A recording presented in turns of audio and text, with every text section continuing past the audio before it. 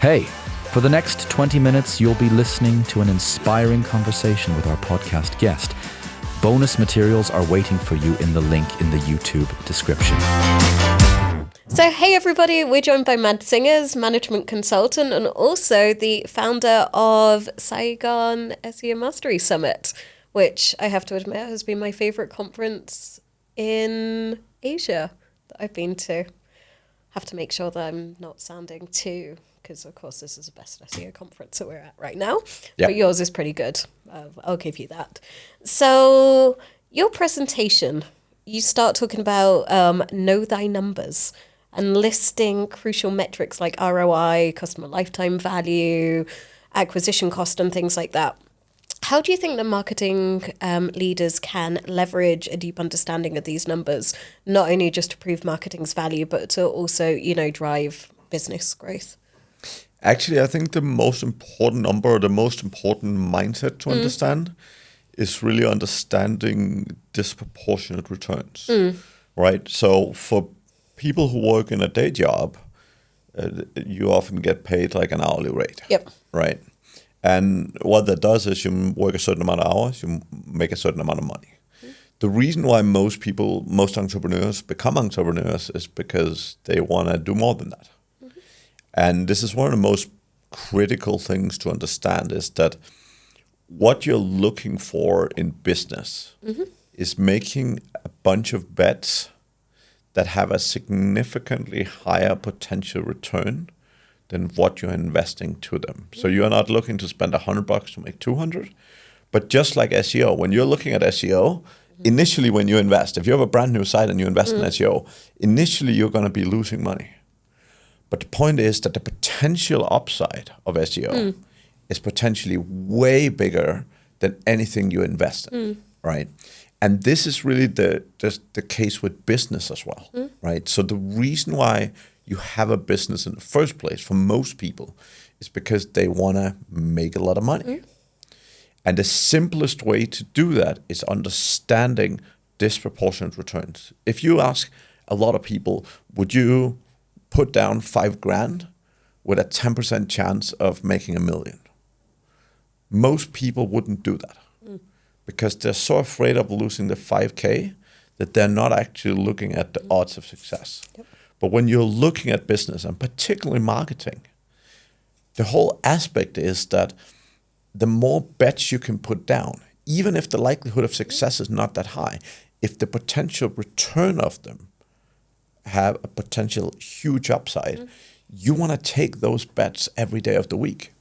Because as entrepreneurs, it's about taking many risks, taking many opportunities, taking many chances to try and deliver or trying to get to where you want to go. Yeah. And how do you find dealing with people who say have trouble taking these risks? Do you have any tips for, or is there any specific way that you personally, help them through that? This is where ROI comes in. Because again, the key thing, the next step of the thinking, most people are not running the risk because they don't want to be rich. They're not running the risk because they're so afraid of losing more than they want to win. And this is natural human tendency. Oh yeah, loss aversion and all that kind of stuff. So 100%. Like everyone would rather win $100, or they'd rather not win $100 than lose $100, right? Like it's so important for people not to lose. They're afraid of loss.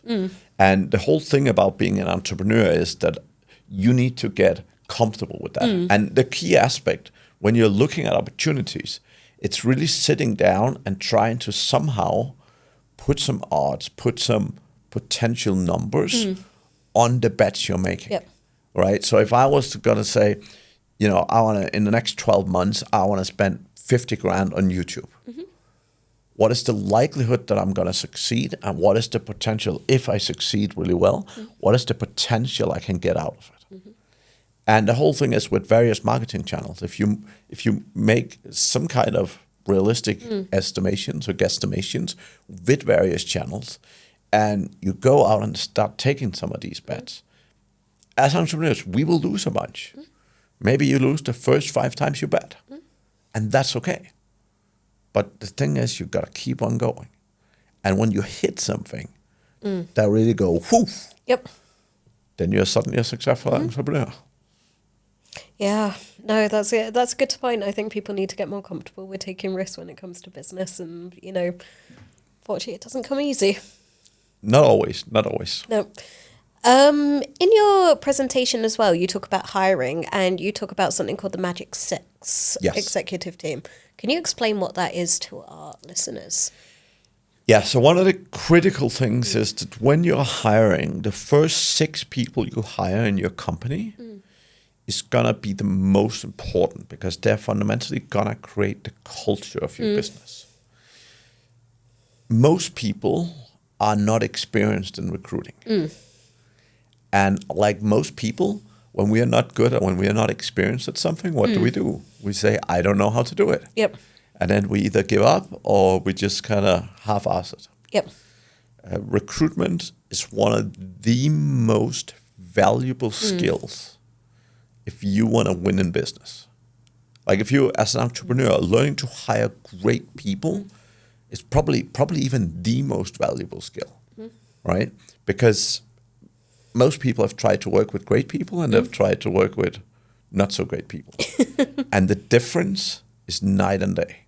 If you find a way to hire good people 70, 80% of the time, building a business is going to be so much easier. And the biggest thing I see is people are not investing in learning how to do this.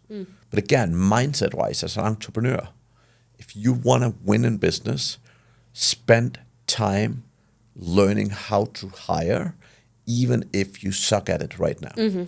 Why do we suck at something? Well, things we've never done, we don't know how to do. It's not natural to anyone. The people who are good at it have invested time and effort into learning what to do and how to do it.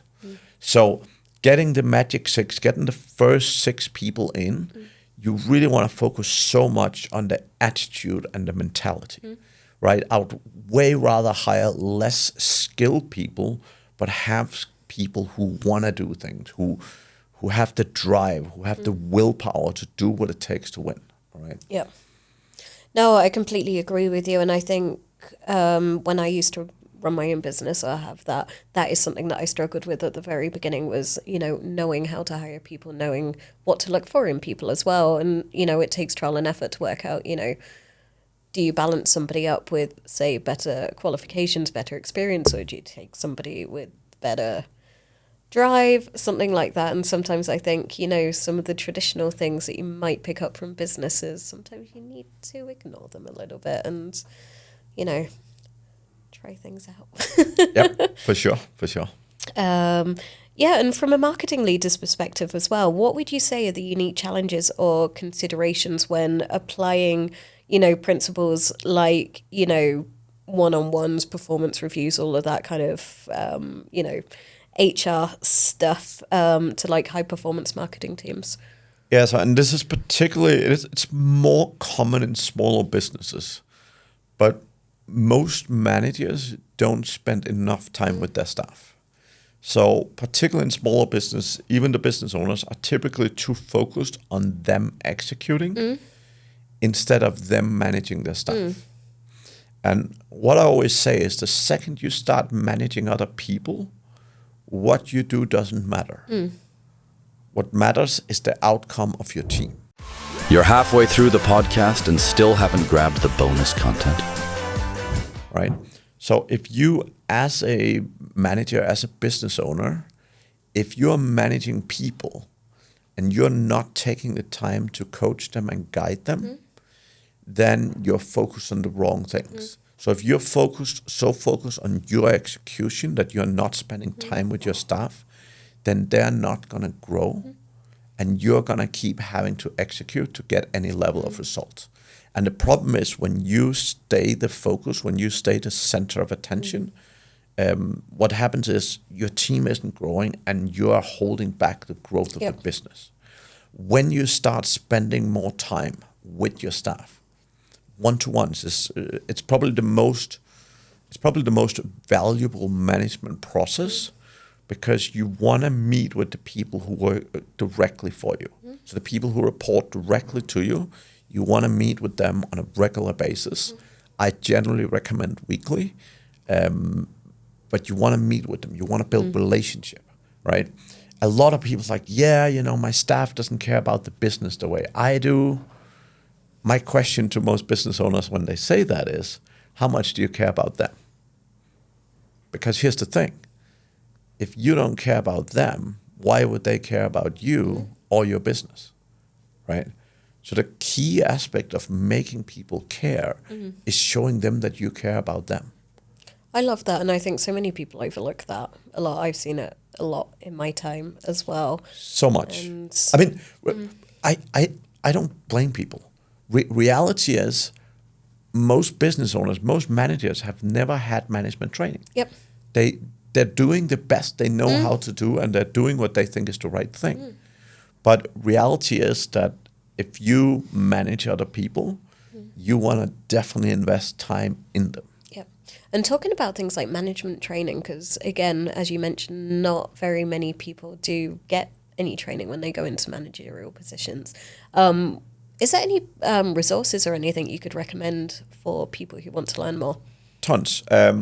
Obviously, I do a lot of management training, but generally what I tell people is that when you put people into any position, if you hire a new salesperson, you want to train them. If you promote someone into a role of management, you want to give them the support. Yep. Unless they have a background of doing it or whatever, right? Like, you want to give them the support. So obviously you can find people to do management training, but even things like books, even things like, there's a ton of resources out there that can also be valuable, right? Yep. The more you support managers in your business, the more likely you are to get the right results. Yep. But I mean, I've worked in Fortune 500 companies, and they're not all good at doing this, right? And reality is, like, it's so interesting to look at companies. They'll invest, a lot of money in new salespeople, new customer service people, but the most important people, the managers, the training is often nada. I've got a, going slightly off topic, but I'm curious your thoughts on this. So there's often a lot of talk, and I'm sure lots of people have experienced this as well. People in, say, directorial positions or managerial positions who get results, but they're extremely toxic and people leave because of them. How would you recommend companies deal with that? So again, generally, when you look at performance, it is performance over time.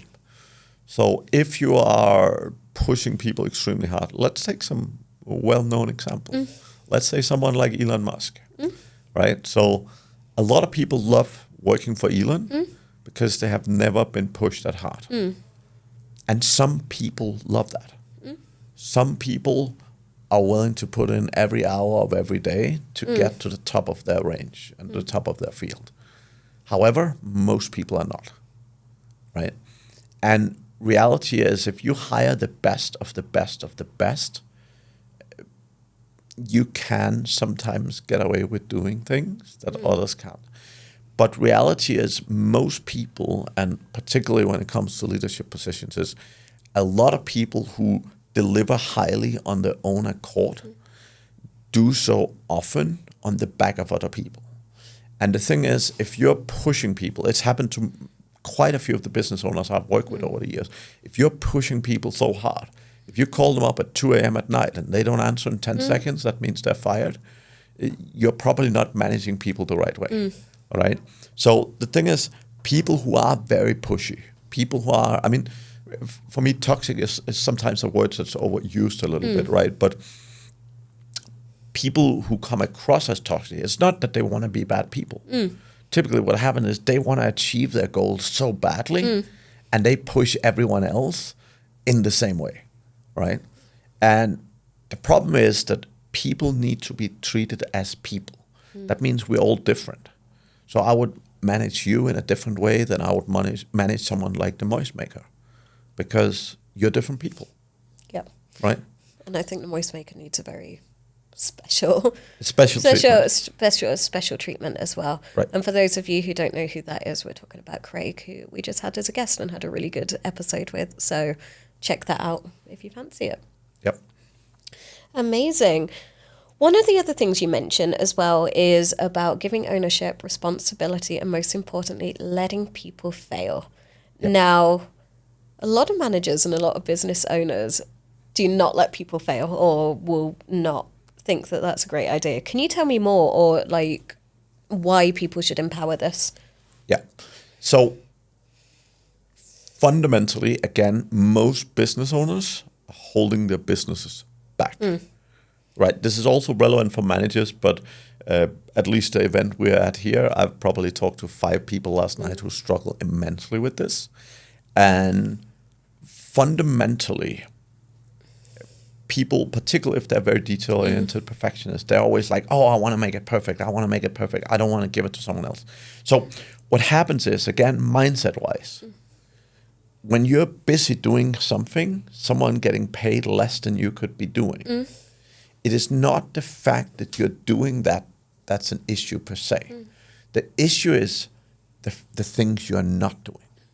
Because the problem is when you're busy perfecting everything, you're not moving your business forward. So fundamentally what happens is that you're so busy doing these lower level tasks that you don't have the capacity to do the things that moves the business forward.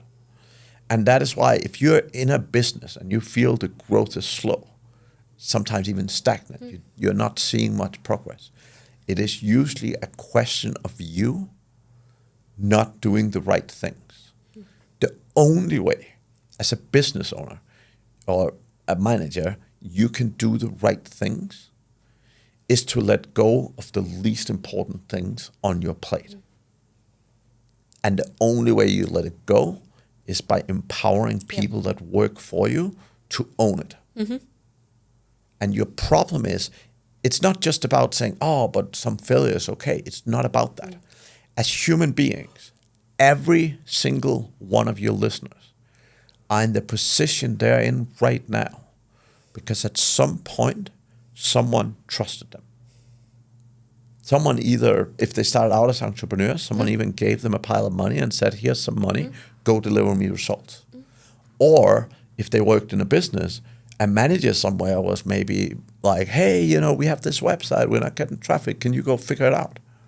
But the way we learn as humans is we're being given ownership and responsibility. And if you don't do that to your team, again, you're hindering their growth, you're hindering their development, you will end up with a team who is never good enough to give responsibility to because you're holding back their growth.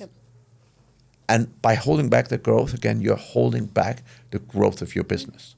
Now, if you want to do that, like if you don't care about making money, great, do that, right? You can create yourself a very stressful full-time job by micromanaging everything. But if you actually, 1, want to make some money, or 2, not spend your life being stressed out, you really want to learn how to do it differently. Amazing. And to finish off, for the people listening who didn't get to see your presentation while you're here, what would your top takeaways be for them to implement? It's definitely, I mean, for me, one-to-ones is probably the number one management process out there. If you haven't done it before, we actually have a tool called heyramp.com that is super good at guiding you through both one-to-ones, performance reviews, and so on. And it also allows you to do personality tests, both with yourself to get to know yourself better, but also your team. So heyramp.com is a great place to check out and a good place to get started. Perfect. Well, that sounds like a great tool to check out, and I'm sure really useful to lots of people. So thank you so much for joining us. Where can people find you if they have any questions or want to connect? Generally, mattsingers.com, or find me anywhere on social media, Matt Singers. At this point in life, there's no one else with my name. Lucky enough. So amazing. So that easy makes it to easier. find and hunt down. Awesome. Well, thank you so much for joining us, and I'm really looking forward to seeing your presentation. Excellent.